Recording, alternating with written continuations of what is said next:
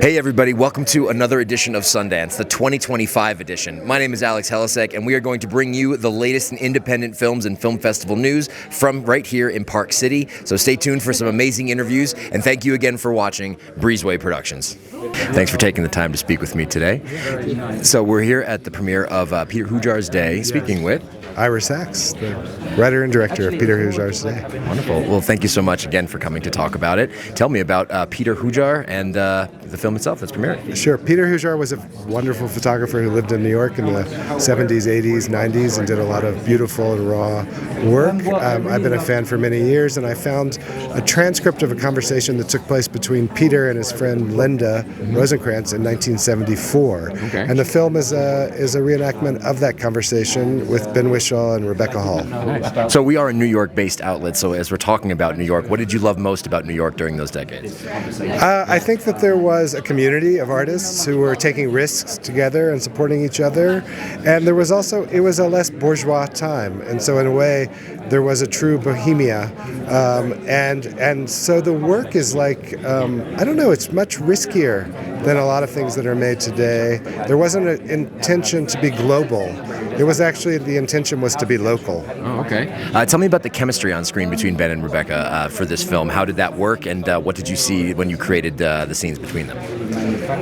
Well, the film is really one of friendship, and between these two actors, and between these two characters, and between these two performers, and that's sort of the unexpected emotion of the film is the intimacy that arises between the two of them. If you could summarize this film in your own words, how would you describe it? What are you going to tell me about? I would say it's a film about friendship between an artist and a woman who loves him. Awesome. And in closing, what would you like to say to the Sundance Film Festival for the official selection this year? Oh, well, I think, always what you're seeing is people really taking risks with the stories in their life that are most personal. And that really is so valuable to me and to cinema and to the world. Speaking with Rebecca Hall. Rebecca, thank you so much for taking the time to speak with me today. So how are you feeling leading up into this premiere? Feeling really excited. I think it's a beautiful movie. I really love it. I'm in awe of its existence, and I want to celebrate it because it just feels like the kind of movie that everyone would say on paper, we'll never get that made. It's two people talking in a room about things that happened the previous day. There's no action, there's no event, there's no all the things that they teach you in film school, like you need plot and you need it. Doesn't exist. It's art. It's really like it's about the I think the example of contemporary art is like a coffee cup isn't intrinsically art, but you put a frame around it and suddenly it's sort of you look at it differently, and I think that's what this whole film is doing in a sense. And then it accidentally talks about portraiture and photography and light and shadow and cinema, and it has so much beauty in it. Tell me a little bit about Peter's photography, his style. Like what jumps out to you that really makes it a magnificent style for him to be such a prolific photographer? I'm a big admirer of Peter Hujar's photography and have been for a while. I think that he has a sort of, I love all the shots that he did of sort of famous people from the era where he was, doing jobbing money jobs essentially, but you can tell the portraiture, there's a different quality than a lot of the sort of magazine shots of like Lauren Hutton or whatever it was from the era. There's a kind of, I don't know, he gets to a sort of point of connection and intimacy in his subjects that is, it's almost brutal, it's very confronting, and I love that. And then, but he also has that quality when he's like photographing a shoe. I don't know, it's like, there's a toughness to it. It's robust, and it's robust yet elegant. Yeah. I don't know. It's interesting to reflect on that. So we are a New York-based outlet, and this is going to be a New York film. What did you love most about, what's that? Very New York film. Yes. Yeah. So what makes the film New York, and what did you love the most about that era of New York? Look, I moved to Manhattan. I moved to New York City when I was like really properly when I was 21, and sort of pretended that I wasn't. I was back and forth from London, but New York is like my heart place. Like I love it. Like the first film that I directed was set there. I'm like I have a lot of connection, and part of my love for New York was a somewhat embarrassing romanticization of that period of New York in the 70s and 80s, which doesn't exist anymore because artists frankly can't afford to live on the Lower East Side, and we should be doing something about that. Yes, we agree. Yeah, but there's like, I think the film really, it doesn't romanticize that era, but it presents it, and also it presents the places in which that we have more in common with it than we realize.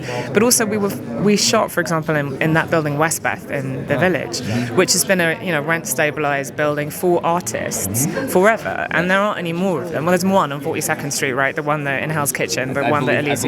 Yeah, and that, like, it was getting to shoot in there had this kind of quality of like, oh yeah, there should be more of this in New York still, to like bring back this sense of community among artists, because we're all there making stuff, and it shouldn't be just like the privilege of the super rich. Yeah. Amazing. So we're here at the premiere of Peter Hujar's Day. Tell me a little bit about getting involved in this role of this photographer. Yes, I got involved. How did I get into the character? Yeah.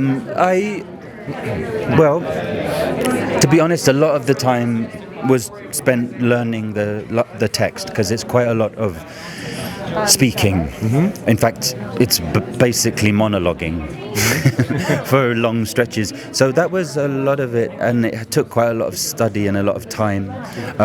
But I read a lot about Peter, and I looked at a lot of his work, which I would recommend to anyone they do, because it's extremely beautiful. And I met I met his friend Vince Aletti, who's a wonderful writer, and he spoke to me about Peter, and I wanted to learned more about photography. Nice. Went to a darkroom, bits and pieces. Okay. Yeah. Okay. So this is we are a New York-based outlet, and we wanted to talk a little bit about that era of New York. Did you look into how lifestyle was, everything from the costumes and nightlife and living and things like that?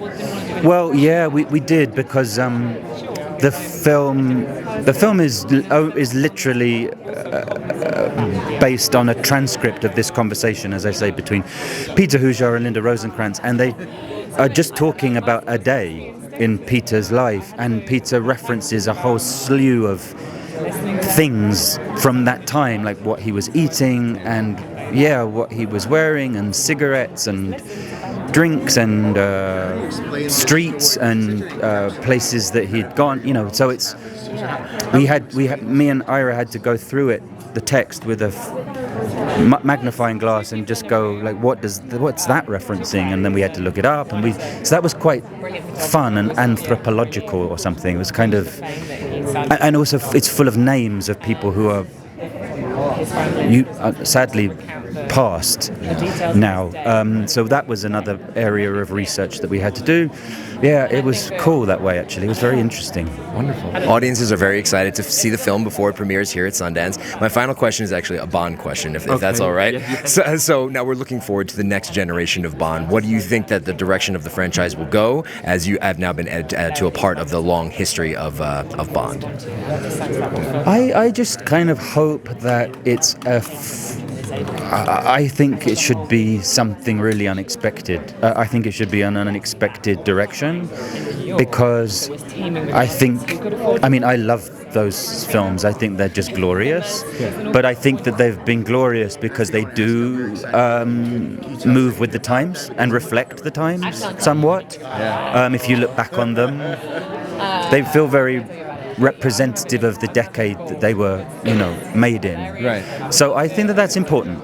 So I don't know precisely what that means, but the new Bond will reflect the decade that it was made. I think so. Yeah, I think it should, and that could mean anything. But yeah.